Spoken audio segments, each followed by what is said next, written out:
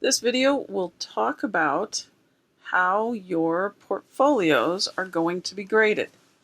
The entire first year writing program uses the same set of portfolio assessment criteria as you see here. There are 5 areas. You will receive a score between 0 and 6 in each area for a total possible of 30 points. And that's all the numbers we're going to do for right now. I do want to talk through what each of the areas deals with. So if we start at the top, reading and writing strategies. In this area we are looking at the use of reading and writing strategies in a particular portfolio. So if we're looking at the use of writing strategies, then we're going to look at the essays that are included, and we're going to see how well they function as essays. Do they have effective introductions and conclusions, good thesis statements? Is there a clear focus to the essay? Is there use of the writing process? Is there any sign of pre-writing, or is there any sign of revision? Also, we look at reading strategies. So if double entry journals are included, or if there's summary included, that shows reading strategies. Second area is reflection. Reflection relates specifically to the reflection letter.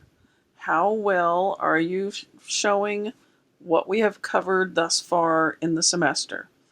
And I apologize in advance for the Winnie the Pooh illustrations in this video, but I did warn you I had a bunch of grandchildren, and that's just who came to mind. So that's reflection, all about the reflection letter.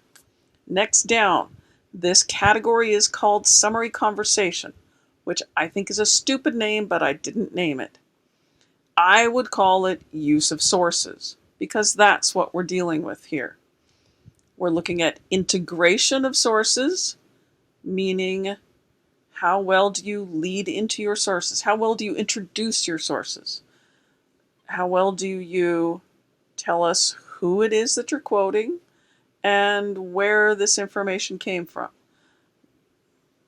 Also, we're looking at, is this a good choice of source for this point in the essay?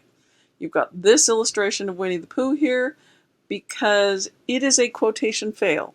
Somebody started to quote with quotation marks at the beginning, but they didn't include quotation marks at the end.